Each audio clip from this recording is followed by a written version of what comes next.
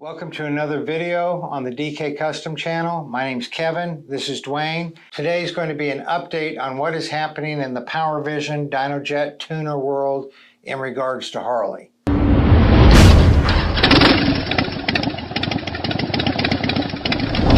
Now, before we get into these big changes, I'll say exciting changes with the PowerVision products, or with the Dynojet products, we'd appreciate if you guys would like, comment, and subscribe to this video because that really helps us out. So this is September 8th that we're making this video, and this is the information we have as of September 8th.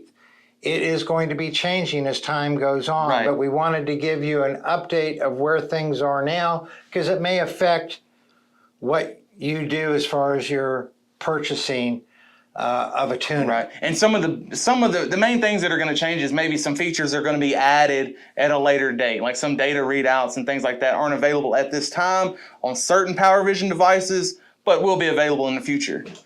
So the traditional PowerVision that everybody's been using for years.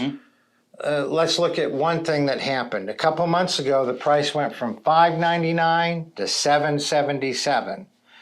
And that's a big price increase. And the reason Dynojet gave is because of the chips being hard to get and being more expensive than they were back years ago.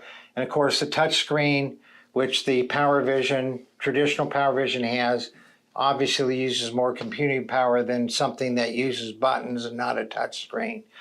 So one thing to be, this is probably the most important and why we're making this video today when all the information is still in a state of flux, is that the traditional PowerVision, where you can have it mounted on your handlebars if you want and monitor the gauges and all with the touch screen, it is going away for the 4-pin bikes. So that means Sportsters up through 12 or 13 were 4-pin before they went to 6-pin. And then all the twin cams that were not CanBUS are using 4 pins. So when you look at the chart, and we'll bring it up on the screen here, the PV1 are the non-CanBUS bikes. So what's going away in the traditional PowerVision are the PV1s. We still have a small inventory of them, but when they're gone, we can't get any more. We bought everything that was left for us to buy.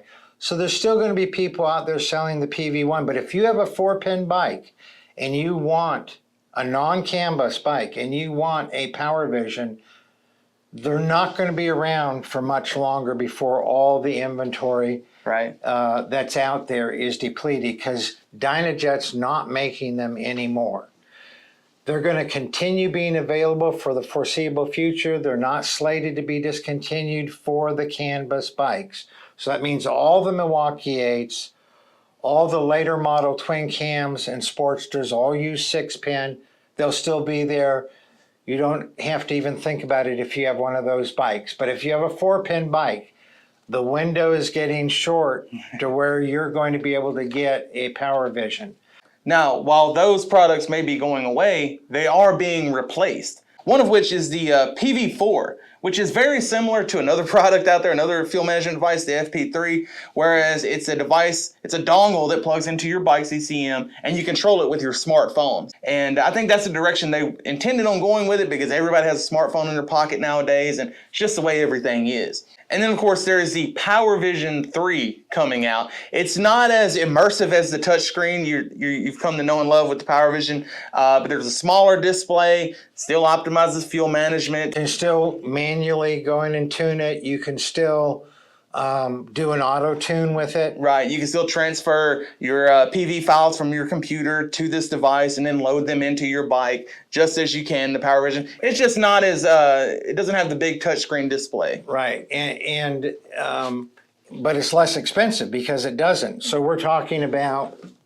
Right. For those of you like me, it's less expensive. I don't keep the PowerVision mounted on my bike. I don't use any of the features. I've just loaded the tune into my bike. I've used it for auto tune, but that's it. I don't use it for data or information or that. So this would be a perfect product for someone like me. So the PV3 is $465. The PV4 doesn't have a screen, it's using your mobile device as the screen, is $432. The PV4 will only work with the CanBUS bikes. It will only work with the 6-pin bikes. The PV3 is for people from 2007 up to... Yeah, with the 4-pin, you know, the pre-CanBUS models. Right, the pre-CanBUS models. So they are still in the process of adding more and more features to the PV3 and the PV4 so that you will have target tune capability, you'll have auto tune capability. What you won't have is you won't have the screen display where you can show everything on the device. On the PV4, you'll be able to use your mobile phone. On the PV3, you just have a very small screen. There's obviously, we're going to do another video in the future once all the features are developed and everything settles down. And we get our hands on these devices. Yeah, on the PV3 and the PV4. But the reason we're making this video today is if you have a 4-pin bike, a non-CanBUS bike, and you want a PowerVision, time is running out. Now is the time to get those. And we're not doing that because we want to sell them to you. I think we only have 4 or 5 left. Maybe by the time this video is out, we might not have any left and you have to go searching around on eBay or Amazon. Now, one thing to note is that all the PowerVisions can have multiple, they marry to the bike, but you can buy a license. So the people who want the traditional PowerVision, which I can't imagine any of my bikes without it, if you want that, and there are no more new ones, if you buy a used one that's functioning, then you can buy a license fee to marry it to your bike. But you know, you don't know what you're getting. Just be aware, the traditional PowerVision is going away for the non-CanBUS bikes. The PV4, which you can, if you prefer to use your smartphone as a monitor, like you do on the FP4, you'll be able to do that with the PV4. And you know, we fully intend on carrying both of these products we've mentioned. The only reason we're not carrying it right now, because they're sort of in a state of flux where they're testing and adding features.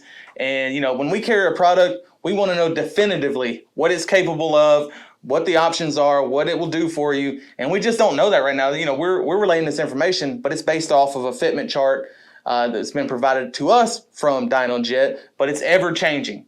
By the time this video is released, there's probably going to be at least a single change done to both of these products. And if you're not familiar with what a PowerVision is, we'll put in the upper corner here a video we've done on the PowerVision. And of course, you've seen the chart that we put up on the screen of the PowerVision 3, and the PowerVision 4.